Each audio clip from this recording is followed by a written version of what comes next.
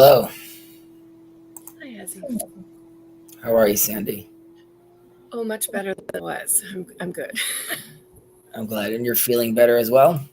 Yeah, that's what I meant. Yeah, I can still, I'm tired. I slept through the morning to recover some stamina, and I still feel a little bit like I've got an odd voice, but other than that, I'm good. Okay. Is my shirt coming out all weird right now? Because on the screen it looks like there's Yeah, all these weird. you have the old TV effect or the when you try to take a Right. picture of the screen. Yeah, it's doing that. So I hope I don't have anyone go into seizures while I'm doing this. I'm looking at this. I look like this weird, like I look like a glitch. Okay. Um, uh, Maybe I was never really even here. You're gonna find yourself in 5 years. Has he never existed? What were these Noahide classes? I don't even know. Um, okay. I know Jonathan and Antonio are not going to make it this week. I think we're going to switch to 8:30 next week. Even though I think we're changing the clock soon, so I'll see what that looks like once we change the clocks on our end. But Yeah. if need be, we'll see about making it a little earlier. I know they could watch the recording, but obviously it's enjoyable to do it when we're doing it together as a community. Yeah. More specifically, also, that's also what's very much needed in the Noahide movement is community, right? So I want to make sure that there's a conversation happening, basically. Okay. And in that sense, like I've connected again, like online places here in Canada, I've mentioned, but it's still online. So, Right. but I am trying to, look into what does that look like.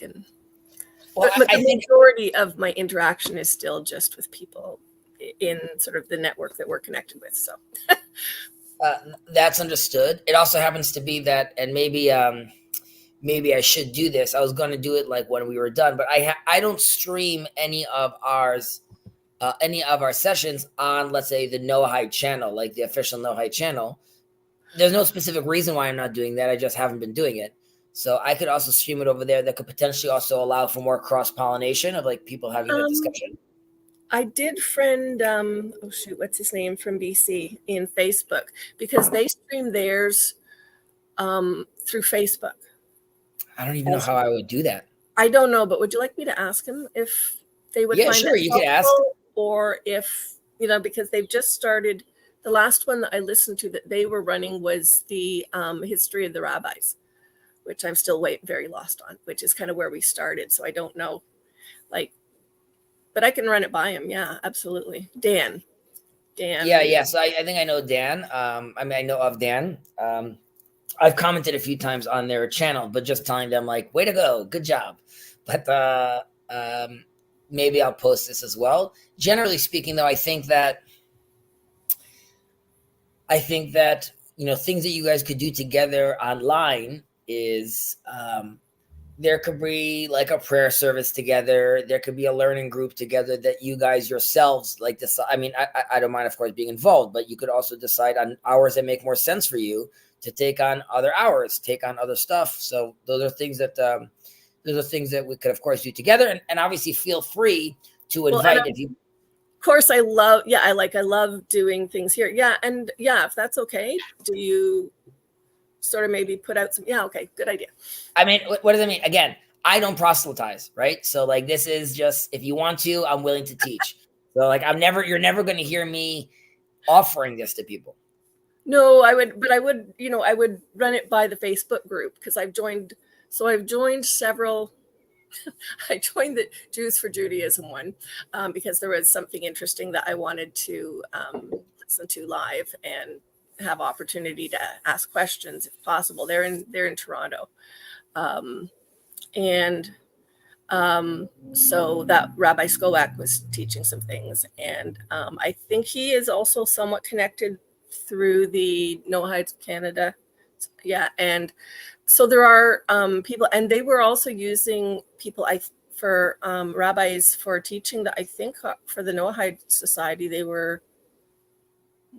I just kind of thought they maybe were using people in Israel as well. So maybe I'll run another email by him and ask some questions. Anyone, I haven't looked at this in a while, but one second. Yeah. Because when I first was looking online for things, that was one of the things that I wanted to know was whether, because I saw there was two parallel groups running things out of Israel, kind of doing their own thing. And I wanted to know if they were affiliated with the one that you're affiliated with, because we'd already started this. It would sort of make sense to connect myself. So there's a few. So there's Ask Noah, right? I don't know how many subscribers they have, but that has a few rabbis that are also working with the Noahide group. There's Brit, obviously. There's the Noahide Academy. There is Nativ. Don't know that one. There is ICE. Okay. So let's say Rabbi Tuvia Singer works with Brit Olam. It also works with Nativ. He also works with ICE. He also works with Sukkot Shalom. So there's Sukkot Shalom, which are Bnei Noach. There is Bnei Noach Academy. Now I've mapped them out in the past because Rabbi Shirky would like, again, he understands that there's different flavors. He would like that it all happens under the umbrella in Jerusalem. Mm-hmm. While still allowing people to do their thing. So right. And I've been following some of my singers' things, also trying to figure out a map.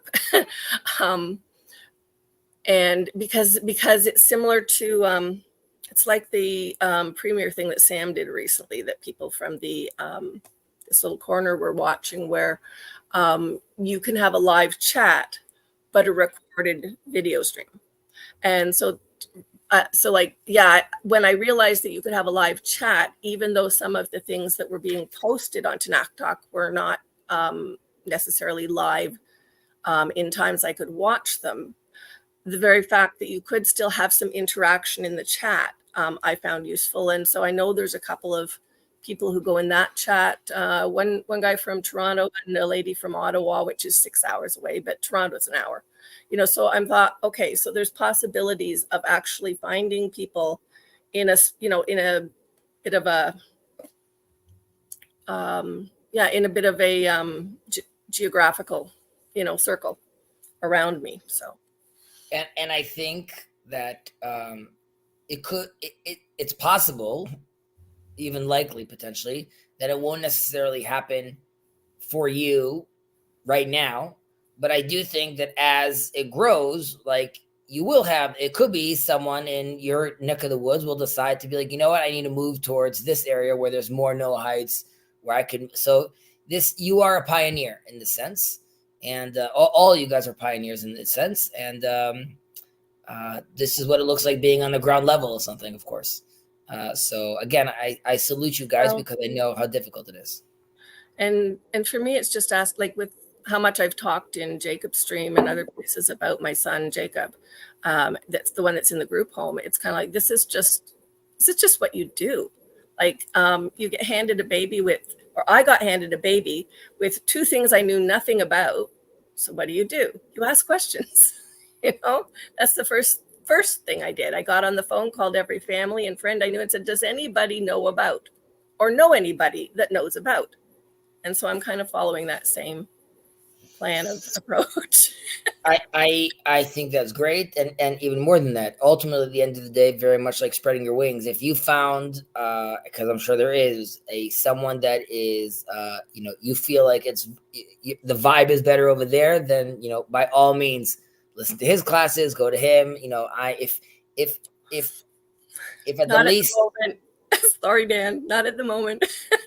Again, no pressure, but I'm here as we say, as the chimney cleaners. We're just here to clean and offer proper communication and ventilation towards God.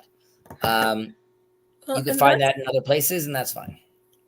And that's the sort of thing too that I would want to ask, and you can check and talk to Rabbi Turkey. It's like, so I have an established community of friendship here that's unrelated to, like, it started before we started doing this. So it's not like I want to say, if you move to another area, you don't drop your friends where you used to live, sort of thing. So I don't see it as competition in any way. I'm just building some friendships in a couple of places. So 100%. And it's also you could cross-reference the data, right? Realize that Chazi's been selling us lies this whole time, setting us down. All he's offering is idolatry. Hey Dan, I need some critiques. Exactly. As he said, there's this verse, but it sounds all right. Let's get into it. I think we will see if we're successful. We'll try to go through 12 and 13. Okay, do you want to take it away? Sure. Wow, I feel like we're stepping right into the middle of a thought. Of every bird according to its species, and every animal according to its species, and every creeping thing upon the ground according to its species. And my covenant shall be upon your flesh as an everlasting covenant. And they shall keep the way of the Lord to practice charity and justice. Right. Aside from this, do you want me to read the little bit under that? Yeah, you can read that. Sure. Aside from the 7 principal laws, Noahides were commanded to observe other laws as well. Right. So the chapter is chapter 12, additional laws, right? We went through the main laws, and now we're at the back end right now. So first of all, we're being told over here at the bottom over here that aside from the 7 laws, right, there's other commandments as well that they were asked to observe. As we discussed, also many things derive from the 7, right? Like we have 613 that derive from the 10 commandments, so to speak. We also have many that could be derived from the 7. Now, the intro over here, which also relates to item number 1 with regard to the hybrids over here, is talking about how there's diversity. However, it in theory it requires to stay distinct. During the time of the flood, things were really going crazy as far as the Midrash tells us, between animals and humans, between humans and humans. So there's a sense where people lost their balance and their order, so much so that the world itself lost balance and lost order, so to speak. And that's why God had to come and do control, delete, and start with a new version. Now, the second line over here is just a reminder for us that, and my covenant shall be upon your flesh as an everlasting covenant, right? Both to Noah and Abraham, there are everlasting covenants that God made. And again, this is just a side note. I don't understand why more Christians or more Jews, to be honest, are not aware of this this letter that came out from 2015 from the Vatican, or like a subgroup in the Vatican that talks about how Jews, we should stop with proselytizing and trying to convert Jews, and how it remains a mystery what their relationship is with God. Nevertheless, God doesn't, if God made an everlasting promise, he's not going to change his mind. And Jews do not require salvation through the church or Jesus. They could find salvation through the Torah, which to me is mind-boggling that people don't stress that even more, realizing, because I believe that even more purifies our relationship with our Christian brothers. The fact that or as far as the Pope and the Vatican goes, as far as all those Christians in theory are being told right now that there isn't that tension anymore. I'd say they didn't read the letter, but I think in Catholic circles, they're pretty serious about relaying things like that. I'll put it on the group. Maybe I'm wrong, but I sent it to someone else that was talking. He was shocked by this. I was like, no, this is legit. I haven't heard that. So interesting. No problem. I'll send that out. And so it's everlasting. And lastly, and they shall keep the way of the Lord and to practice charity and justice. So this is why Abraham is chosen, right? This is in context of why, right? We have Enoch. It doesn't work out. We have Noah. It doesn't work out. And then God finally finds someone that is walking before him, is not waiting for the invitation by God. And God also sees his attributes and says, okay, this is why I'm choosing him, because he is going to, right? And he's going to teach his kids, his descendants, and they shall keep the way of the Lord and practice charity and justice. That's what he wanted to see. He wanted to see someone managing to embody that, understand that, intuit that's the order of the world without being told necessarily, you need to do X, you need to do Y, right? Abraham was not given any commandments. He understood that this is the way to act. I do have a question you might want to hold for if it doesn't come up in here, feel free to hold it for rabbis. And earlier, Jacob did a live chat earlier, just talking about things, and the Trinity. Who's who? I'm just throwing what Jacob talked about. Okay, Jacob's greatest hits, but also Andrew brought something up from 3. I'm not good with my. Anyway, they were comparing. There's 3 things in one of the faiths, Christian faiths. The cardinal sins. Those guys, yes, and thank you. I depend on my Jewish friends to remind me of the names of things that I should have learned in church. Well, Judaism has 3 cardinal sins, and we spoke about how Noahides have between 1 and 2. Okay, yes. And so one of them, they were talking about different kinds of theft or stealing, and that wasn't necessarily the word. And of course, one of the others being murder. And I was thinking to myself at that point in the day, is there a relationship in why theft would make the list? Because in a sense, like what came up in the discussion was Jacob explaining about not stealing, theft that could like take somebody's life. You don't do something that could harm them to that degree. Like don't steal something from them that will cost them their life, sort of deal. And when I opened this and saw this, it reminded me, I was thinking about, there's so many interesting things in the extended laws, the way things go into like not eating the limb of a live animal, like all of the different things. And I thought, does this even come down to things like this where in terms of taking the life of, like, it is in a sense when you create a new variety of something and you prune off whatever, and they slice the tree and they insert it into the tree, and then they create, like, I've had roses like that where they actually revert back to what the root is. They stop being the hybrid and they go back to the root. Is that also a form of theft of life, therefore not maybe as labeled as murder, but it's still stealing a life? Interesting. So first, I'll just say out of the 3 cardinal sins in Judaism, theft is not one of them. It's idol worship, murder, and that's inappropriate sexual behavior.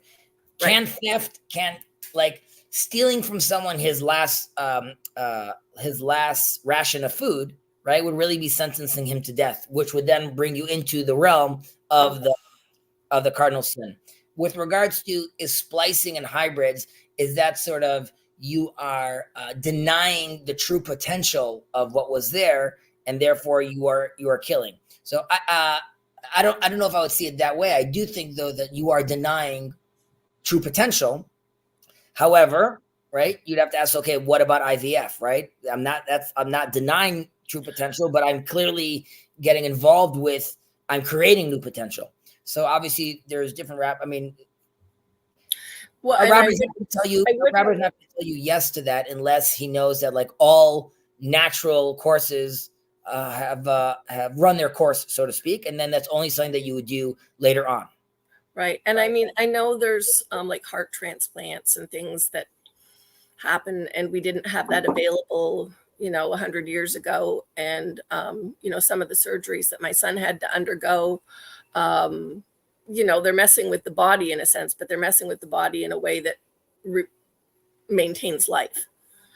Right. So we've mentioned this in the previous classes, how one should see, if possible, donate his body parts if he can, right? And we see many rabbis see that as a very big mitzvah. However, there are some in the ultra-Orthodox community that like, hell no touching the body, not doing anything like that. So these, of course, are tensions that we have. But of course, using it to save another life, using your body parts to save another life is a huge deal. The question with regards to splicing engineered meat, as biotechnology advances, rabbis, of course, will have to start dealing with these issues and these new conundrums, so to speak. Mm-hmm. We also to throw us off track or anything. I just no. was curious. As long as it's Torah, it's all good. Okay, let's wait. No, that's not what I wanted to do. Do you still see me? I think I just. Oh yeah. Do you still see? see Oh, good. It's moving. Okay, good. Let's go through. Okay. It is forbidden to hybridize fruit trees and animals of different species. However, there's no punishment for doing so, and the fruit of offspring are permitted to eat or to use. Right. So once it's done, so to speak. We're saying don't play around with this. Don't be God. Now you've made a mule. Okay. Can I use it? The answer is yes. You could use it. Generally speaking, we want to maintain God's order. That doesn't mean that like, oh, if my son's blind, then I'm not going to do anything about it. No, of course you could deal with that. You could work with that. We also know if people used to think that someone deaf, halachically speaking, is now exempt from commandments because we thought that he doesn't understand what's going on. In reality, now we understand, no, he does understand what's going on. And there's a whole other language over there that they could be tapping into. And of course, that's why we need to be very sensitive to that. And of course, if as modern medicine advances, we'll have to see how that works. But generally speaking, Jews and Noahides should try to refrain from doing such things. But again, if it's done, it's done. The definition of what distinguishes one species from another is determined by what is agreed upon by the sages who are experts in such subjects. So notice over here, it's sages who are experts in this subject, right? It's not just Joe Schmo, the sage. Like he might be a great, like Rabbi Skobik could be a fantastic rabbi, but if he's not aware of those differences, he would not be an expert on that. And there are rabbis that are experts on specific things. Now, so that's why it's important. We should consult the experts, of course. Any rabbi should, even if he believes that the Torah is, infinite and all the wisdom is there, and there's something to that, nevertheless, speak to your local veterinarian or botanist when dealing with these things. Number 3, circumcision. A Noahide male may be circumcised for the sake of fulfilling the commandment of circumcision. And there are those who say that it is an obligation for those of the Arab nation, as they should be circumcised on the 8th day of life. If the father of a child, or if the father of the child is a Jew and the mother is not, sages should be consulted. Okay, so here too, he may, it's not a must. However, unlike other things, which is not an obligation, here there is a biblical obligation to do so as well. So you don't have to doing that, but by doing so, you are, in this case, completing an obligation that you have. So it's sort of this hybrid as well, which you don't have to do, but it's recommended to do. It's also important to remember that this decree was given to us before the Torah was given about circumcision. So that's why there is this obligation, because it even precedes the Torah itself, or let's say the 10 Commandments themselves. This we'll get into. There's a ramification to this, of course, or this sheds a little light also on Maimonides' understanding about the obligations one has to take on. As far as asking your rabbi or your Noahide sage with regards to a mixed couple, the reason is because, as we know and we mentioned many times, Noahides are accepting and taking on their commandments, right? However, they need to make sure that there's no confusion with regards to, are they Noahide or Jews?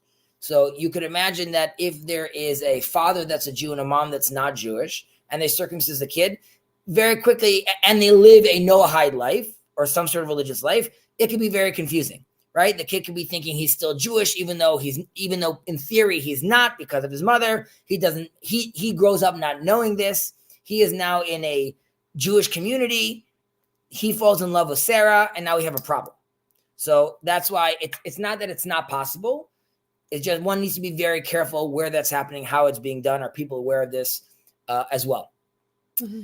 Is there noise from I have had the door open just because of air. I don't hear any noise. Okay. Except for the phone. Charity. There are those among the sages of Israel who included giving charity among the Noahide laws. Therefore, it is most appropriate to uphold this commandment.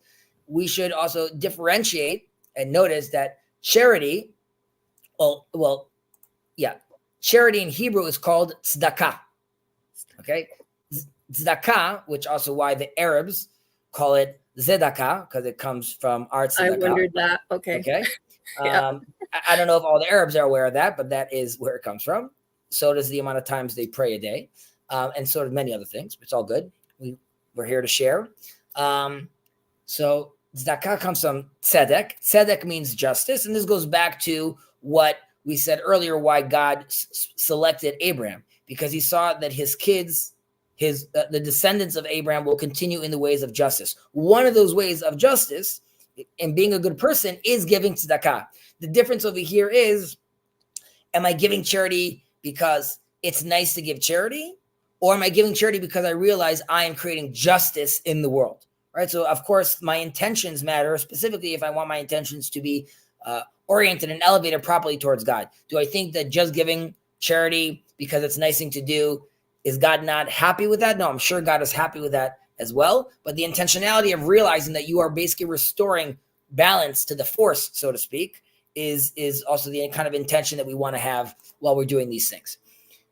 The Rambam wrote that there are 8 levels of charity, each greater than the next. Okay, so we'll go through this. I'll read through all of them, and then we'll take a bird's view.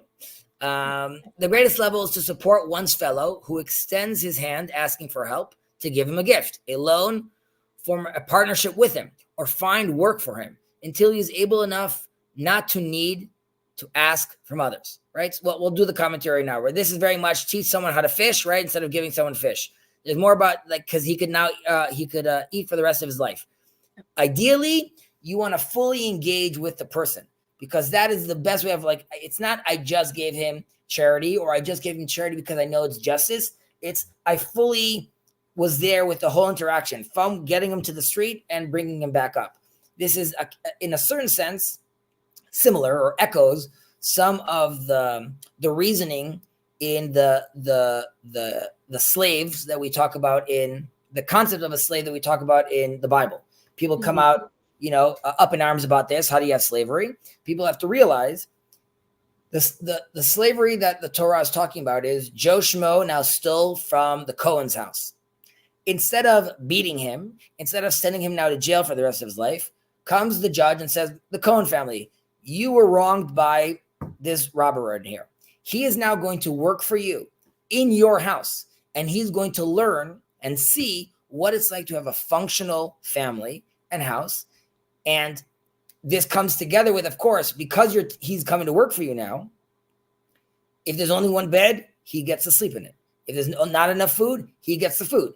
The punishment is rehabilitation, right? So now, again, we use the word slave. I think the world would be in a much better place if that's how we were treating our transgressors in the world. So here too, even with the poor person, you really fully need to get involved, right? Bring him into the house, help him out. Now, we, of course, understand I can't be bringing on tweakers from the middle of the street that are just going to start stabbing me. So we have to, of course, take these things into consideration. But this is the highest level the Rambam's talking about. One level lower than this is one who gives charity to the poor and does not know to whom he gives. And the poor person does not know from who he receives, right? So here it's the fact that I don't need any fame. I'm giving. I don't need to know who it's for. I just know someone needs to get it. And the person doesn't need to know who I am. It's all good. Close to this level is one who gives charity to a fund. But one should not contribute to the charity fund unless one is certain that the one who supervises it is trustworthy, wise, and behaves competently. So a live example of this was after October 7th, many of my clients reached out and said, what can we do? What can we do? But they also said, please only send us to areas that, that we know we could trust. Now, their attitude was, we trust you, Chezi, so we know that you're going to do the due diligence for us. But the idea is, God says, yes, it's nice that you gave charity. But if you are just every day automatically saying like, yes, I approve this $5 charity, and not realizing that it's going to nowhere or not being used as charity, right, then you're really not doing your job. You should have intentionality, right? We said like, okay, you're not bringing him into the house. Now you're just giving it to a fund. Do your due diligence. See who the fund is. You have to know what's happening over here. Is that understood? It is. Okay. One level lower is one who gives charity, and the giver knows to whom he gives, but the poor person does not know from where he takes. Such was the custom of the great sages of Israel, who secretly left money in the doorways of the poor. This is a viable alternative when those managing the charity funds do not behave competently, right? So you're saying, I can't trust these funds. I'm just going to give it directly to X, but I don't need X to know who I am, right? So I'm just going to leave it about there. But that's in theory like a lower level, because built into there is some of the fact that you are aware of who you're giving, and there's like an ego element there potentially. One level lower is when a poor person knows from who he takes, but the giver does not know who he gives. Such was the way of the sages who would tie bundles of coins to the back of their cloaks so the poor could come up from behind and take them without embarrassment. Oh. One level lower is to give someone in need before he even asks. One level lower is to give him after he asked. One level lower is to give him less than one should, but cheerfully. One level lower is to give him with a sad. What does it say over there? Give to him with a sad countenance. Give to him with a lot. Okay, correct. Give with him with a sad countenance. The most esteemed sages used to give a penny to the poor before praying, and only after doing so would they pray, as it is said, then I, being justified, will behold your face. So their attitude also symbolically was, before I can even start talking to God, I need to embody justice. And the way I'm going to embody justice is I'm going to be giving it to the other person. We have a Yosef over here, which is nice. I remember learning about the Catholics from Rabbi Sachs, buried at the end of an hour drusher. Quite an amazing ruling. Sorry, I'm 15 minutes late. Okay, you didn't miss so much, Yosef. Glad to have you over here. So anyways, there's all these levels that the Rambam talks about. It's beautiful to see how we see this breakdown of levels, and we should all do our best to climb the ladder, so to speak, but definitely position ourselves where it makes sense. And of course, today it's very easy to give to organizations, which immediately brings you up to like one of the higher levels, but you should do so with due diligence. Well, and one of the things that jumps out at me from that immediately is the reminder of justice, it being about rebalancing the world, making sure that justice is, because I think in a lot of ways in general society, it's not emphasized. So we forget, we think, oh, you're just being nice to some poor person who's had, correct, and that it's so much more full in the way you've described its application and why. Like I said, even with the slave, it's a community. No one should be left behind, so to speak. So even the poor person and that's also why the poor person himself has to give charity, right? Because God wants to make sure that this is a built-in system of wanting to the justice of chasing after this, so to speak, right? We want to make sure that this is something that's very present in our life. Okay, number 6. Why don't you take number 6? Well, I'll read number 6. I think we've done this before. Actually, Sodom and Gomorrah were destroyed because they did not give charity. So we spoke about this in the past, how in Sodom, first of all, they were very nervous about the Canaanite people because they were aware of how needy they were for rain. And that's why if they didn't have rain or they were attacked by other tribes, they might end up coming to Sodom and asking for stuff, right? So their attitude was already, this is a problematic place. We're nervous giving to them. When they would come, they were very, very specific on, their measurements. We know about, like, if you were too tall, if you were too short, how they would accept people into their community. They would never give people food, right? If someone hungry came, they wouldn't give him food. They would just give him money. And the attitude was, just give him money, but he can't use the money basically in Sodom. So he would just go around collecting money, and eventually he would perish because he didn't have any food. And the people in Sodom would mark their coins. So after the guy would perish, they could all go back and claim back what they gave, right? This was mine. So something that we should, so it's emphasizing how Sodom was very, very problematic. obviously we know what happens to Sodom at the end of the day, but this is used as a juxtaposition compared to like what we're supposed to be doing, right? If it's Sodom, they were very against this. We are very much for this. We want this integrated fully inside our religion. And we just had yesterday concluded the festival of Purim. And in the festival of Purim, aside from getting dressed and getting a little drunk, this is because we also have matanot le'evyonim and mishloach manot. Mishloach manot is all the people of Israel, so to speak, they exchange gifts, food between each other. There's also matanot le'evyonim, which are gifts for the needy and the poor. So two of these things happen on Purim. It's something very, very beautiful to see happen, of course.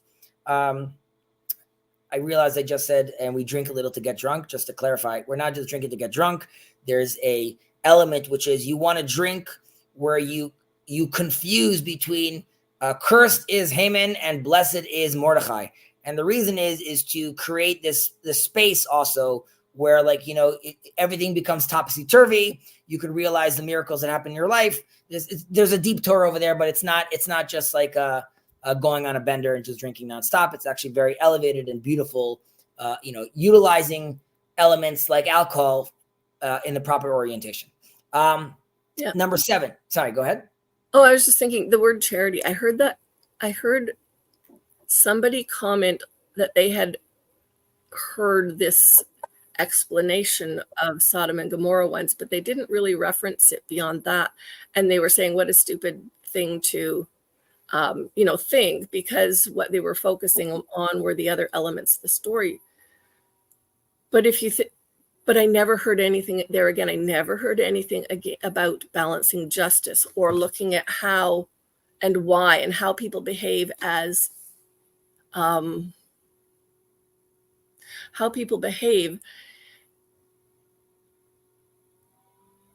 that place of putting God in a spot where you're aware that he's left us commandments that help us to keep light in the world, and not just like the whole thing becomes about keeping things in right order. And I never heard the story about the coins with it. It wasn't taught from a Jewish perspective. Well, all of this alludes back to, God looked at the Torah and created the world, right? That this is very much the blueprint of how we are supposed to be behaving, right? So manifesting in such or participating in such a way, in theory, should be creating a divine sequence, which also makes sense in the world, right? Which is there is a sage that talks about how he's borrowing from the philosophical concepts of form and function, but talking about how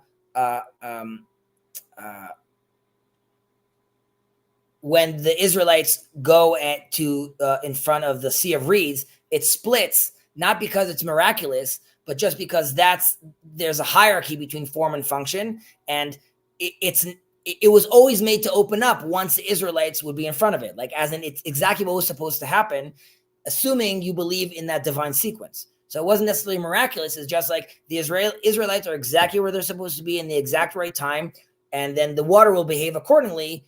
It won't do that on a Tuesday, and it won't do that if it's not Israelites. It will do so when it makes sense, not because it's miraculous, more because that is the natural sequences of things if done in the proper order. Of course, it was much easier for us to see this proper orientation when we had God, or at the very least when we had the pillar of smoke and we have the pillar of fire walking with us, orienting us, protecting us. But unfortunately, we are very far away from that, and all we still hear are those echoes. I don't mind the echoes. I actually really get behind that. I can, even in my life, see ways in which small examples of that. Things with my son, I heard this. Who was it? One of the rabbis I was listening to online was talking about when he had gone down to Brazil, I think it was, and then he'd gone to Mexico or somewhere else. And he was, in both instances, sharing stories of, he's super tired. He arrives and he's said, hey, we've got this person for you to talk to. In the second story, it was a woman whose son had died. I think he was 20. And I won't go through it's a good story, but I'll just say what was interesting was the rabbi was comparing his attitude and his things he was grumbling about to God in both the instances, and in each of the things, the outcome of also what he was there for the person that he was to speak to was for them, but also spoke back to him in relation to how he had been feeling about, the interruption in his plan of this is how it always happens. Right. And with the second one, the question that he asked of the mother, who, it was a very sad story, but he asked her if God had come to you and said, I have this child, this soul that is only going to come to earth for 20 years. And I need somebody who's willing to have this child and to look after him for that time frame. What would you say? And she immediately said, absolutely not, which had been, like his take. And then when she realized what she had said,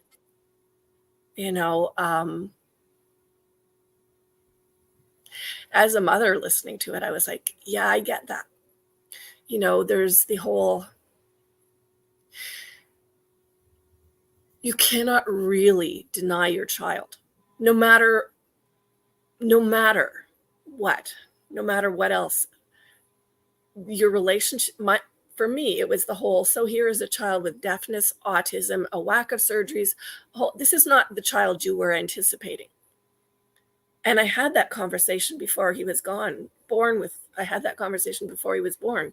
So when you say, here is the sea of reeds, and it is made, and it is just waiting for the moment that God has given it to open up before the people of Israel, because that's what it was designed to do. I know the places I had some difficult conversations with God around my initial reaction, which was more like the mom's than, sounding super holy. It was like, I don't want to do this, but when push comes to shove and you realize this is a blessing God has given you, and this is what you were designed for and called to do, it changes the entire picture. Intentionality, definitely. It also changes like your whole frame of reference. But people, like, for that to happen, right, one has to be oriented properly. One has to put themselves in the right position. One has to, quote unquote, open their eyes, right, and see what's in front of them. I think difficult. That's why I love the story, the way the rabbi told it, because it really, it showed those places. It showed that. It really did, and it was good to listen to in the timing when I heard it. And it was very. Thank you for sharing that. Nice to know that there's people in the world who have stories that kind of don't necessarily show their best places, but also they're willing to share them because they're important to share. Yeah. Do you mind reading 7 and 8? Sure.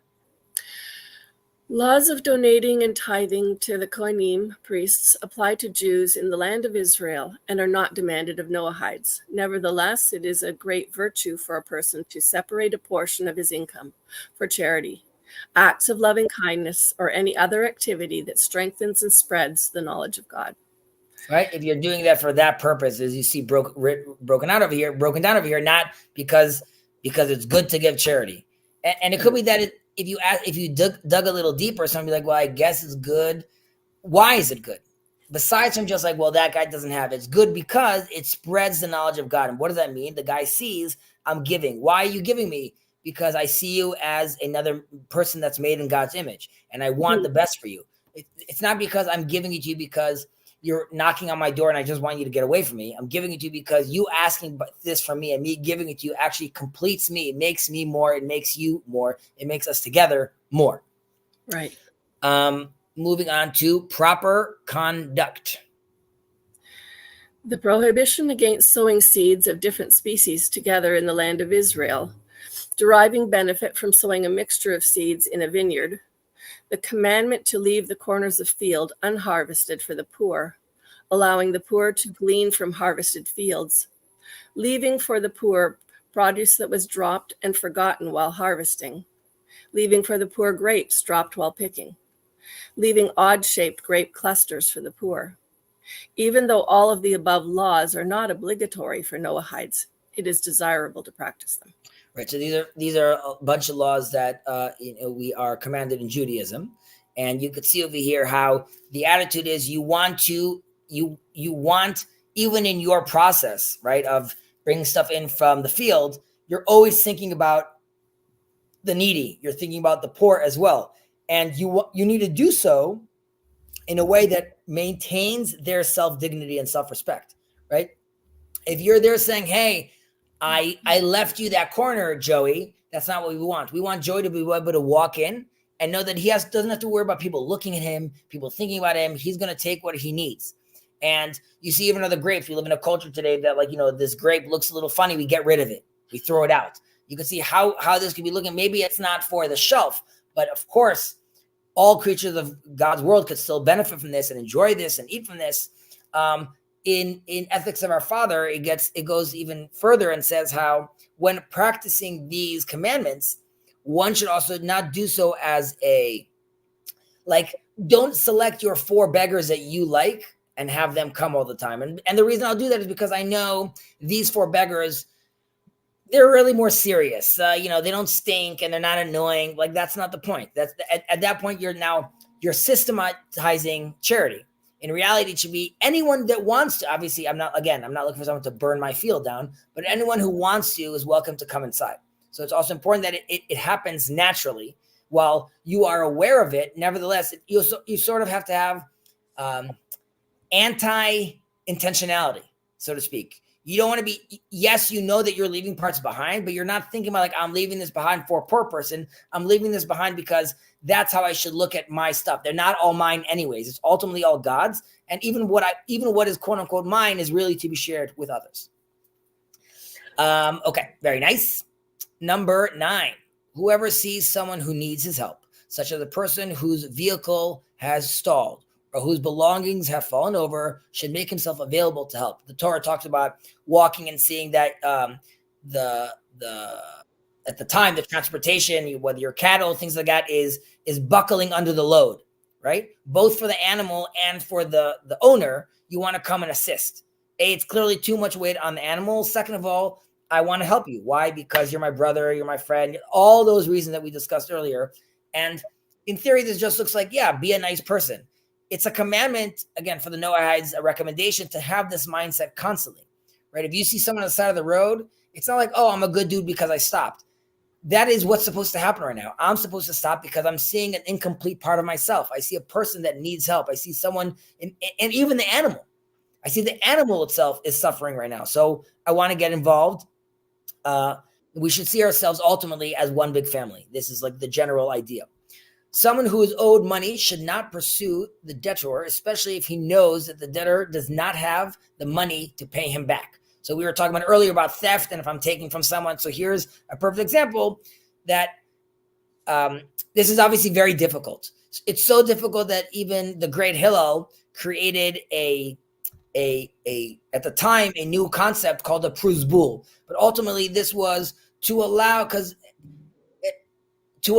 debtors to still bring back their money, to get back their money. Otherwise, no one would loan any money. I'm going to loan someone money. He's going to tell me we got to the specific year in Judaism where now all these debts are forgiven, and I'm not getting anything back, right? So we wanted to make sure that system is still possible, and hence we built this quote unquote, I don't want to say loophole, but we built a mechanism that allows us to adjust it for society and the people around us. Having said though, again, in general, if one should be very sensitive to the person that took stuff from him. Why did he take stuff from me? Can he pay me back later? Maybe I could build some sort of plan which makes sense for him, right? I could decide to knock on his door and be like, you owe me money. And I can knock and be like, okay, hey, Eric, I understand you're not going to be able to pay me back this 10 grand right now. So let's just do milestones for the next X time where you pay me back. Or I don't know, let's barter. Let's do something where I could still assist you to return it to me. And yes, I also need that money, but I understand that pressuring you is not going to do anything, right? And hopefully we should always be on the side of the giver, right? And not on the side of the receiver, of course. 11, it is not proper to take as a pledge from a borrower any tool that the borrower needs for his livelihood or which he needs for cooking. He should not take the pledge by force and should return the pledge if the borrower needs it. A pledge should not be taken from a widow, right? So you have all these qualifications over here, right, where you need to ultimately, I'm going to take this guy's lawnmower right now, but that's his only way of actually getting me back my money. So that would be crazy to do. And this widow, obviously she's in need. And if I'm doing this right now, I'm just creating more pressure. So does society act this way? Unfortunately not. Is this the ideal of how we want someone looking at someone around them and really taking those things into consideration, right? A bank very much looks at people as figures. Do you have good credit? Is this a good investment or not? Creating justice is not doing those equations, right? It's saying, I need to give you money because I need to give you money. Now I'm in a different problem. You can't pay me back. It could even be, I'm not even going to be able to take that money back because you're a widow, or all the elements in front of me are blocked right now, which will bring me back to section number 10, right? Which is like, I'll have to be understanding. I'll have to build some sort of plan. I'll have to be patient. But again, this is something that it would be great for all of us to participate in. Number 12, letting land lie fallow in the sabbatical year and canceling debts in the sabbatical year, which we were talking about earlier, what Rabbi Hillel made, are not practiced by the Noahides. This also has to do with the fact that the land was given to the Israelites, and this is also something that's to do specifically with the land. So, while of course resident converts or Noahides could potentially live in the land, nevertheless, this specific commandment is not relevant to them. All right. How are you feeling about going through 13? Sure. Oh, wait. Okay. No problem. Taking on additional commandments. Okay. So let not the foreigner say, who has attached himself to the Lord? Why is this thing right now? I have something in my screen. I got it. The Lord will keep me apart from his people, right? So this beautiful, beautiful line by Isaiah where we're saying, how is it possible that God is going to, I'm also part of his people. I'm also his creation. I would say there are many Jews that are not aware of this verse, or not aware enough of this verse as well. And to be fair, Jews have not dealt with this or ruminated about this because we were on the run for thousands of years and very much taking care of ourselves internally, our communities, surviving. And there's still a lot of fear out there with regards to our universal status and our universal mission, so to speak, how that actually looks like. But that would look like verses like this, which clearly has to mean we have to realize that there's a relationship, of course, with Gentiles, Noahides, with God as well. There is a verse in Micha. I also want to read for a second. Let me open it up.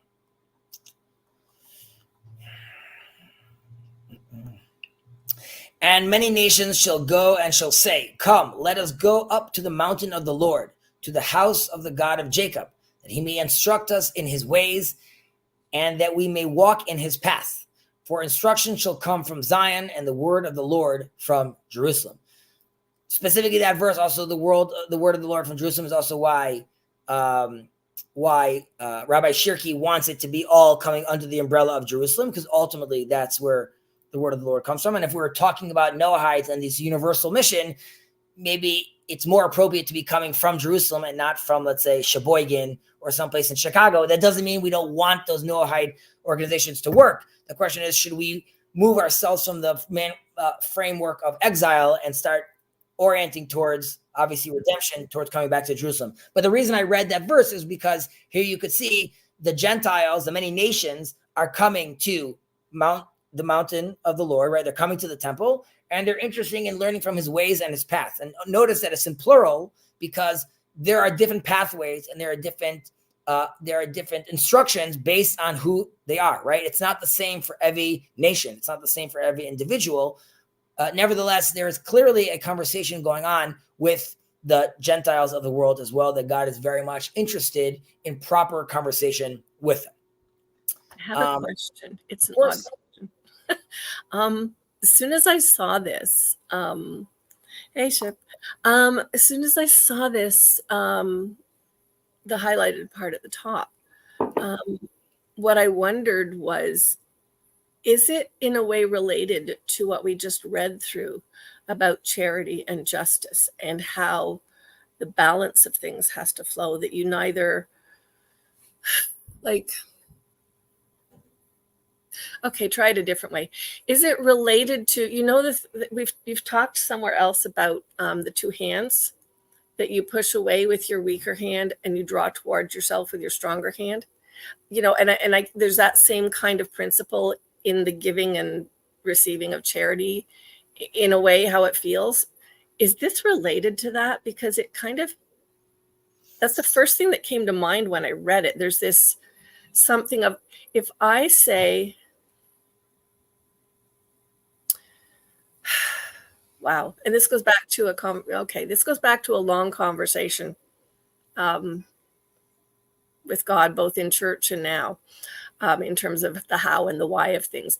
If I say to God, well, I want you, I'm going to attach myself to you, but you're good, you know, either you are going to keep me away from your people, or in doing so, I'm going to ask you to keep me away from your people. There's something that's like the whole Sodom and Gomorrah thing, isn't it? From my side, as a person who's attaching themselves, is that right to, should I not just be more like the giving of charity, or the leaving of the gleanings in the fields, that you don't even think about it? It's just so natural that what's going to happen is going to happen, and God's like, ideally, I mean, like you're saying, it's so natural. That is, I spoke about this often, about how Judaism doesn't require like a mindfulness app, right? All the elements of Judaism are this intentional embodiment of the commandments, starting from what shoes I put on in the morning and the sequence of how I put on those shoes. So just like that should become second nature, plowing the land would mean, of course, it includes also, not all of this is mine, because all of it is God's ultimately. And because of that, of course, some of it also goes to the poor, because that's built into my system. That's not something I'm trying to eliminate. I'm not trying to get to a place where, and there's never more poor. I realize how the world functions and works. And that is, I need to participate with that. I'm not going to deny it. And I'm not going to have some utopian vision of like, now there's no more poor. If anything, it's more that saying that you yourself have to realize poor people are going to exist, and you should be more sensitive how you interact with them. Right. And I think sometimes I hear or feel like there's this conversation of, I've heard a few places where, like, so if you're a Noahide, well, you're not Jewish. Not necessarily, I don't mean necessarily from Jews, but just in general out there. And I'm like, so if I decide in whatever means, whether I was like, if I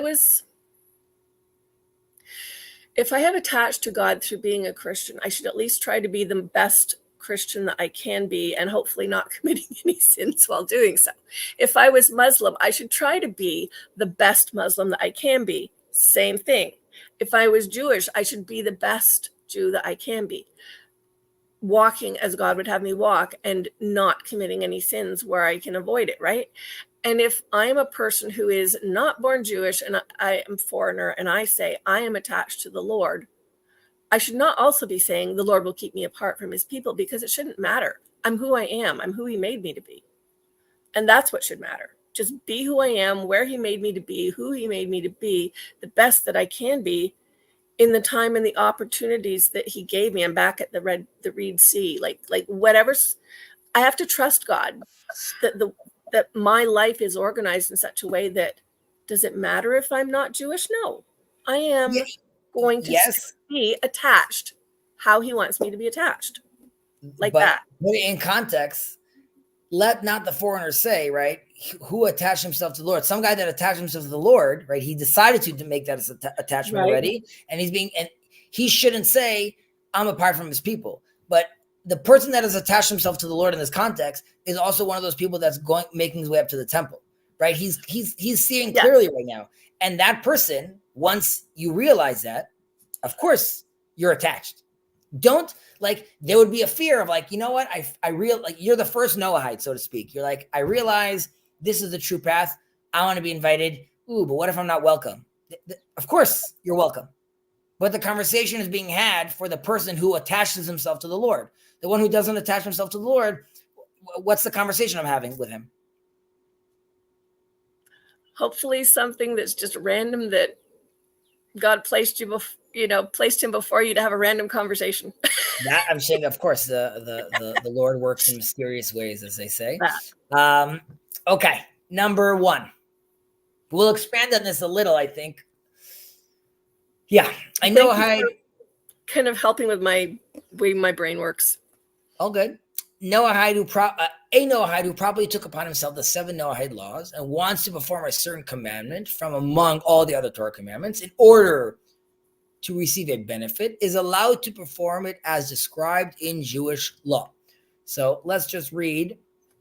Let's read. Wait, why is it? No. Yeah, let's read footnotes 410. Do you mind doing that for us? 410. Mishnah Torah Hilchat Melachim 10:10. There are those who hold that such a mitzvah should be done exactly as prescribed, and there are those who hold that ideally, a priori, it should be done in an irregular manner. This is not the place to expand on this matter, but the main opinion is the first one. See the opinion of Acharim. The rest you don't have to go into. But basically what they're saying over here is, okay, there are some that say, as you recall, we really want to make sure that no one's getting confused, right? So do so a little differently so no one should think, oh, this is a Jew. However, we say the main opinion is, one is that you could participate in the exact same manner, more that you're also following the instructions in Jewish law, ultimately, right? So we have to remember that there's no obligation, but of course, this is an option to bring us closer to God. I will just take a second just to remind ourselves what we spoke about, like in the intro, which is, as far as Maimonides is considered, right? He sees Noahidism as a religion, right? He calls it Torat Bnei Noach, the Torah of the Noahides, ultimately. He also sees it, ultimately, he separates between a Noahide, someone that is keeping the 7 laws because he's doing so because it's nice, and that person cannot take on other laws because he's just doing so out of from an intellectual purpose, to someone that accepted the 7 Noahide laws as a Noahide. That person now could take on more things. Now, he also connects us back to the Torah.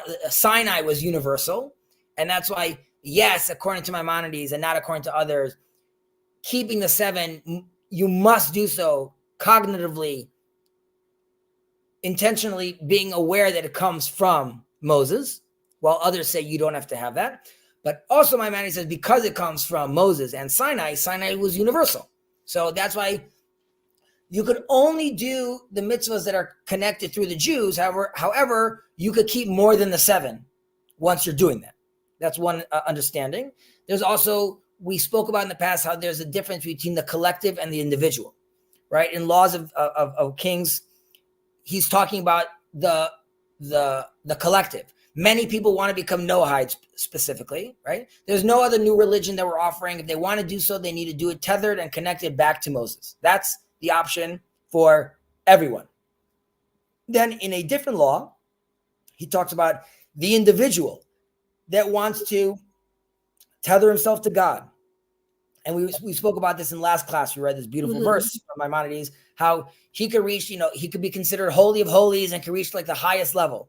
And we split that up according to like the Moses track and the Abraham track. The Abraham track is for the individual. Joe Schmo right now that, he wants to participate and do, if he lives on his little mountain, as long as you're sincere and you're real, then go ahead, do your thing. For the collective, we're not looking for whole groups creating new religions right now. So if all these people come right now, then yes, they should put themselves in a frame of reference of Noahidism through Moses. This is what we're keeping. However, so you are limited in a sense where like you're not starting your new religion, right? However, the conversation is you have many options to take on more commandments, so to speak, within those bounds, right? So it's restricting with regards to opening a new religion, but it offers a broad path for spiritual engagement with God, right? So, and again, we have to notice the difference between the different opinions between someone accepting the Noahide laws or just doing so through Moses or not. So again, we could get into this. This is like a whole class within itself is a whole class. For right now, that was just like the general discussion, basically. I'm mostly just thinking about Sinai being universal and the conversation that we've been having today and about charity, giving, receiving, rebalancing the world. So yeah, later. That's a good context to have. Okay, number 2. Take it away. And some authorities hold that the above applies even to observance of the Sabbath and festival and Torah study. All right, so there's a big deal. Torah study we specifically dealt with last week. There's a difference between someone who has accepted the 7 Noahide laws or someone that is just playing around with those ideas, right? Then there's even the ones that are, in theory, more restrictive on learning Torah. There's still a loophole there because anything that's related to what I'm studying as a Noahide is relevant. And then really, it's almost relevant to everything, right? Because you could be like, well, what does this mean? What does God mean? And then next thing you know, here's the reason why you're opening up all these books. So again, it really matters that you're doing so for the proper reason, of course. With regards to the Sabbath, which is quite a controversial take, ultimately, you want to, I would say, at the very least, it's a great day for family time, for Torah study, for bolstering and building your relationship with God. Does that mean you need to observe Shabbat exactly like a Jew? That's where it comes in, like ask your local rabbi, see the community you're in, how it's going to work in that context. So that is something that one has to take sort of seriously. And I would also recommend Noahides, before they take on such a commandment, start with like the low-hanging fruit. And at the very least, start with making it a special day. That doesn't mean it has to look exactly like ours, which do we get to it later on? I'm just interested to see. Yeah, he talks about it in number 4. Okay, so we'll get there. How about if you could read number 3? A Noahide is to refrain from writing a Torah scroll, tefillin, or mezuzah, and from putting on tefillin. Right, so these are the very few that even according to Rabbi Shirky, who's clearly more open-minded, or more, I don't know about open-minded, more progressive, I guess, with his interpretations of what the Noahides could do. This is something they can't do. This also has to do with the fact that these parchments, I think, talk about the covenant God made with the Israelites. So this is, again, something that's like a lot more personal, a lot more specifically unique towards the Jew. Number 4, which relates to what we were talking about earlier, the commandment of Shabbat observance serves as a testimony to the world's creation. Therefore, it is fitting to honor this day and to sanctify it. The Shabbat is also a day of rest, in remembrance of Exodus from Egypt. Therefore, work is not to be done on this day. Unlike its definition, according to Jewish law, work for Noahides is anything that involves exertion. What qualifies as work is to be determined by the judges of each nation of their own people, for their own people. So what I read, or specifically what I think is highlighted here in the last part, which is ultimately, please God, everyone will have their own flavor. That's what we're being told to hear for the Noahides. You'll read about it, you'll learn about it, you'll see why the Jews are doing it, but ultimately you'll have to figure out for the Indian Jews, Indian Noahides, what their Sabbath looks like, and for the Albanian Noahides, what their Shabbat looks like. And each one is going to figure out what they can qualify as work, as exertion, what makes sense. So it could be that in Canada, this is a little different, but I still think it's a beautiful. There's a rabbi that, a great rabbi, may his memory be blessed, Rav Ovadia Yosef, a Sephardic rabbi that Jacob has mentioned in the past. And when he was living in Cairo, he realized that the community was not very observant. And however, he didn't want to say that, then they're no longer in my circle. We know about Shabbat. It has Zachor v'Shamor, remember and keep and observe. And he had this quite controversial take, which is he made sure that in the synagogue there would be a service early in the morning on Saturday, which involved the service prayer and like a small little get together, and then the people would go and work on the Sabbath. And he spoke about how while they're not maintaining the observance, they are maintaining their remembrance, and that within itself is very, very important. I think it would be great if even in Israel we could, I don't want to say lower the bar, but be more realistic and more open with what it means to be observant. Basically, does it mean that you have to keep all of the 613, or does it mean that you could still be considered observant within the realm of remembrance, of participation, so to speak? And obviously, that's for much greater rabbis than I to make such a decree. But regardless, it could be that, again, what we see as just remembrance, other world Noahides will see as observance, and like we have to realize the sensitivity and the differences there. Reminds me of when people in the Christian context will have in their churches arguments about the letter of the law versus the intent of the law, and and somewhere, I guess it must be in the New Testament, about some people remember the Sabbath day. Some people treat all days equal, but whichever you do, you better be doing them in the right manner and attitude towards God. Because if you don't keep the Sabbath and you keep all days equal, well, you don't want to be keeping them equal in a lower, in a bad way. You'd rather be keeping them equal in a good way. And it's like, there's a lot of, and even the bit you read about like it being an expending of energy or something like that, I'm thinking,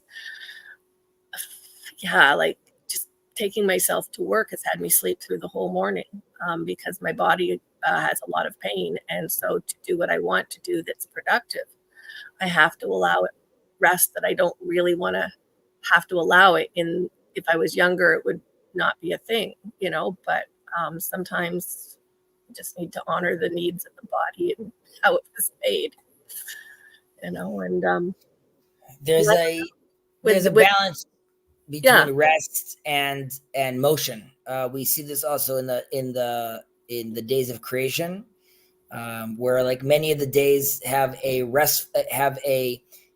static day and have a day in motion. There's the ocean is just static, and then there's the ocean full of fish, and there's the land static, and there's the land full of animals. And in a certain sense, that's how also you could see the difference between the West and the East, right? The Eastern religions and the Western religions. And Judaism is supposed to be a blend, which is like you're acting like the West all week long, and on Shabbat you act like the East, where you rest. And doing those two things together is, let's say, the proper balance that you want to be having, so to speak. Please God, our brothers from the East will join us on this side. I also want to just mention as far as participating and keeping more things, that we also spoke about this in the first class, in the intro, I believe, about of Rav Yosef Albo's take with regards to the Noahide tradition and the Noahide Torah, which also he sees it's dynamic, and it also develops based on the character of the place and like who's practicing it. So it's the Gentiles' version of an oral Torah. And he also saw the other religions' versions of their oral Torah is, like we always say, the 70 facets of the Torah in Judaism, right? We say like there's all these different versions. So for Noahides, the difference between if there's a difference between a Sephardi Jew and an Ashkenazi Jew with regards to their quote unquote 70 facets, there would be a difference between a German Noahide and an Asian Noahide, and this would be their manifestation of their 70 facets of the Torah, so to speak. Let's move on with number 5. The Pesach, I don't mind. The Pesach, Passover festival, which commemorates the Exodus from Egypt, especially the Seder on the first night, includes many commandments contained in the Passover Seder Haggadah book. It's cut off a bit. Oh, I see. It's yeah, but yes. A Noahide who participates in a Seder is to refrain from eating the afikomen, a piece of matzah consumed at the end of the meal. Right. So you're invited. And again, you'll notice this, and people might focus on this. Like they might focus on like he can't have that and not notice that it says like you could participate, you could be in there, you could sit at the table, you could speak. So what you can't do is, again, the afikomen is the Pesach lamb was only eaten by the Jews. This is in remembrance of that sacrifice. And that's why it's sort of this unbroken tradition that we have since Sinai. And again, this is another element where it's like very specific, which is also like why in prayer, Noahides are not going to say like, as I was commanded, because you weren't commanded here too. This is something that's specific for the Jew going all the way back to that time. And again, it doesn't mean it's not universal. It doesn't mean that the Noahide can't sit at the table and the Noahide can even teach us all about it if he's very well versed about it. He just can't partake in it. Number six. Yes. Festival days prescribed by the Torah and enhanced by the prophets and sages, and fast days as well, are designated in the Hebrew calendar. Correct. Now, let me see. Footnote 42. Right. So some of these festivals would be Shabbat, Rosh Chodesh was the new moon, new month, Pesach, which we discussed Passover, Yom HaShoah, Holocaust Remembrance Day. Jacob's going to say absolutely not. Yom HaAtzmaut, Israel Independence Day. Jacob's going to say absolutely not. Lag BaOmer is the day of remembrance of Rabbi Shimon Bar Yochai. We light fires. Yom Shichru Yerushalayim, Jerusalem's Liberation Day. Jacob would say absolutely not. Again, these are, here and in religious Zionism, these are seen as, the fact that we, Israel Independence Day, if you see Israel in the sense of a religious context, of course, that would be a day for jubilation and celebration, right? Because it was miraculous, assuming you buy into that. Shavuot, we go up to the temple, Rosh Hashanah, the new year, Sukkot, Simchat Torah, the festival of appreciating the Torah as well. Hanukkah, Tu B'Shvat is the new month, celebrating the growth of the plants, renewal, rebirth, and Purim, which we just celebrated as well. With regards to the fast, do they mention them there? Okay, so for the fast, the 17th of Tammuz, that marks the breach of the walls, the surrounding walls of Jerusalem before the second temple's destruction. So this starts 3 weeks. This is like the 3-week mourning period that led up to the 9th of Av. The 9th of Av, or where we say Tisha B'Av, that commemorates the destruction of the first and second temple. Okay, so they both happen on the same date, obviously years apart, but that happened on the 9th. Again, we have the 3 weeks before and the 17th with regards to the second temple. The 9th commemorates both the second and first temple being destroyed. The 3rd of Tishrei is called the Fast of Gedaliah. So this commemorates the assassination of Gedaliah ben Achikam. He was a Babylonian appointed governor of Judah at the time. And he then the Israelites get kicked into exile. Yom Kippur famously is the Day of Atonement, right, which is the holiest day of the year, the day of repentance. We're seeking, as Jews, we're seeking forgiveness from God. And Yom Kippur also is concluding the 10 days of repentance that begin with the new year, with Rosh Hashanah. And then over the next 10 days, we have these days where it's you increase in prayer and repentance and doing good deeds. There's the 10th of Tevet, which is another fast. That marks the beginning, the beginning of the siege of Jerusalem by Nebuchadnezzar. And then we have the 13th of Adar, which relates to Purim, which we just had. This is the fast of Esther, the fantastic queen. And this is, of course, commemorating her fast that she did, the fast that she did and the Jews did in the land of Shushan before she goes and speaks to the king. There is just on that note, because we finished Rosh Hashanah, we finished Purim, there's a dramatic scene when Mordechai comes to Esther and says, you got to talk to the big man because this is not going to work out. And she says, it's not going to work, Mordechai. I could only come when called upon, and he hasn't called upon me. And he tells her, this is your moment. What he says, he's like, regardless, the Jewish people will be saved. It could be that you and your family, even me, will be wiped out. I'm not nervous for the Jews. They will be okay. But this is your moment. This is your moment to step into the books of history and make that change. Have God work through you. So this is something that we should always hear echoed to all of us. And it says, maybe for this reason you reach this position of power. Definitely people in power should think about this, but all the time we should be thinking about this. But generally, if we have that responsibility and we have that position, we should take that very, very seriously. Why am I here? How am I in this place? And recognizing who put me in this place and what do I need to do accordingly as well. So that was Esther, and that was just with regards to the fasts. I hope that was clear and I didn't rush through that too quickly. Number 7, if you don't mind reading that. Festival commandments are as follows: hearing the shofar blown on Rosh Hashanah, fasting on Yom Kippur, waving of the 4 species, and sitting in the Sukkah and Sukkot, lighting Hanukkah candles, reading the Megillah, and having a festive meal on Purim, and others. Right. So again, this is, you could pick and choose. You could see what makes sense with your community. So like, this is something that you could take into consideration. Now, it probably would be strange on a regular Monday for you and your family to show up in masks and costumes in school when no one else knows what you're talking about, right? So maybe don't start with Purim. However, there could be something like, I'm just throwing out an example, the Hanukkah lights, and the few Noahides get together and they light sign together and they sing a song and they talk about that. These are certain elements where we could all together participate in these things together. Section 8, someone who places a mezuzah. So this relates back to section 3, where we said one can't write a mezuzah. That doesn't mean he can't have or use a mezuzah, right? I can't write one.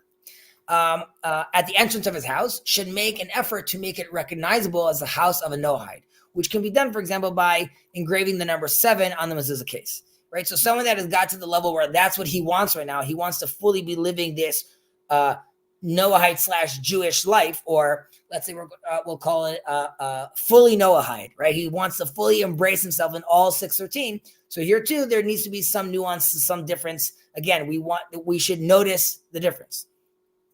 So here too, we see a live example of how something like that would be done. Number 9. It is a commandment not to wear shatnez. That is a garment that is a mixture of wool and linen. So just to expand on this a little, because as we all know, or those who don't will find out right now, when we wear our tzitzit, our fringes, they are made out of wool and linen. Chazi, how can this be? Didn't we just say that's a problem? So first of all, you should realize, it's a real problem, which is like when I buy suits, I send it to a shatnez doctor. And the shatnez doctor checks and sees, is this a problem or not? And in many times, he could take out the threads that are a problem and change it around. Sometimes it could be too difficult, and you'll be like, I'm not going to get the suit because there's no way of me making it kosher. And playing with it would mean I'm really making a new suit. So now you're limited. However, one of the reasons, it's not very clear, and there's different opinions, but one of the reasons why this is forbidden, this goes back to the story of Cain and Abel, right? That the wool, in theory, is from sheep, and linen is from earth, right? One brought his earthly produce, one brought from his animals, and this mixture reminds us of Cain and Abel's conflict, and it signifies the separation of powers, so to speak, right? To prevent disputes. Now, the only person that could do this is the high priest, right? And this is someone that is devoting and serving to the Lord, so he could reconcile these opposite elements. And we see that we, as Jews, see ourselves as high priests when we wear our tzitzit. And that's why we could have this combination when we wear tzitzit of chesed, of grace, so to speak, and gvura together. And then you could have this. So like we said, like when, like the Rambam specifically talks about this, how, we have we don't have sacrifices or we don't participate in idol worship unless it's the high priest in the temple, right? So like we don't deal with anything blood, no eating blood, no drinking blood, but we have a lot of blood elements in the temple. No incense, no things like that, but we have incense in the temple. No sacrifices or building altars, but we have altars in the temple. So we are aware of these natural forces, but they need to be done properly oriented in the right context, in the right place. So tzitzit would be an example of like when done properly in that kind of garment with the right mindset, then you could try to reconcile these elements, which Judaism specifically, as it's light to the nations, is trying to do, reconcile all elements, ultimately speaking. Is this related to all the discussion around God creating thing and the no thing? And therefore that would be why the yesh and the en. Why within the temple and before God with the high priest, there's some reconciliation of something. That is a sorry. No, not a problem. That is like a very deep conversation. I would say there are elements that touch upon that, but it's much more it's much deeper than that and much more complicated than that, sort of to explain these concepts. So for now, I would say for another time. Move the question out of just in general, the yesh and the en. I don't think people should, dealing with Kabbalah, I would say first arm yourself with jargon and a toolkit in Judaism, and then I would say then sort of dive deeper into those mystical waters, just because they could seem confusing at times. And at the very least, the more full your stomach is with Jewish concepts or let's say basic Jewish concepts, it will be easy for you to tread in those deeper waters, so to speak. Number 10. The Torah delineated many types of ritual impurity applicable to Jews, but these do not apply to Noahides. However, it is good practice for men to immerse in a mikvah, Jewish ritual bath, after a seminal emission, and for women to do so in the conclusion of their monthly period, right? So here too, they do not apply for Noahides if there's things that potentially want to take on. Now, I just want to very shortly talk about this impurity, which is we want to create a balance of pure and impure, body and soul, a dynamic there. Now, a mikvah, the ritual bath, is generally, it's the way it works is you could always use rainwater, which would be like the ocean or just like, a massive lake, so to speak, because rainwater can't become impure. I would say the rabbis need to figure out how cloud seeding will affect that, right? If you're living in a place that only has cloud seeding, then is it actually natural anymore? But I leave that to the sages. Now, in a ritual bath that you have, let's say in neighborhoods over here, you have a pool of water that is being filled by hoses and general installation infrastructure. However, there's a connecting pipe that's connected to rainwater that connects to it, and that purifies all the rest of the pool water, so to speak. Generally speaking, if like during COVID, for example, many women couldn't leave the houses because of the lockdown, and then rabbis had to be more what's the word I'm looking for? More thinking outside the box, more creative. Thank you. More creative. And, using their toolkit to like, well, can you immerse yourself in a bath in this kind of case? So that's, again, for another discussion. However, it's not that a woman is bad or impure. It's the loss of potential life. Okay. It doesn't even mean that they have to have a baby. It just means, nevertheless, there was potential of life over there. And so we mourn for that. We are impure because of that, not because we're bad people. It's not the woman's fault. And that's the same reason why for a male also, if in his case, he too would go to mikvah because of this, because of the loss of the potential life that there was. So we always just want to be constantly purifying ourselves in that matter. It is a commandment to wash one's hands after awakening from sleep, in the morning, after relieving oneself, and before eating a meal with bread. right? So this would be an example of where Noahides, if they want to start slow, could take certain things on, like making brachot, right? Making blessings before they eat. As we mentioned in the past, like, the Buddhists rub their food before they eat it. Here, you are being invited to make a bracha. Regardless, it's showing mindfulness, being aware, taking a moment to stop and participate together with God in this, right? I'm aware of what you gave me. I'm thankful for this. Just with regards to washing your hands, also, when I'm sleeping, I might be touching my body, right? So you want to purify yourself. There's also a sense where symbolically I die and I come back every night, right? I enter a sense, a neurological sense of insanity, so to speak, when I'm dreaming. So I'm purifying myself when I wake up in the morning again. There are many Jews that observant Jews that next to their bed they have a small little bucket of water with a hand glass with a little cup. So the first thing they can do when they wake up is immediately clean their hands. Others just wake up and go directly to the bathroom. And with that, we conclude number 11. And I think that is the end of the chapter. It is. Number 14, we're going to be getting into ethical conduct, but we're going to continue that next week. And the rest of the gang should be joining us as well. We'll be pushing it half an hour earlier, so Jonathan can participate as well. And I know he can watch the recording, but again, I think it's important to build community over here, and that's why it's nice when we do it together. I need to see when the clocks change in Israel, how that affects the schedule, but we'll, of course, discuss this as well.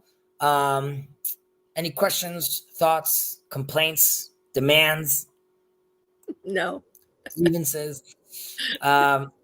All right, Sandy, this has been great as always, a pleasure as always. Anything that comes up, please do not hesitate to ask and be in touch.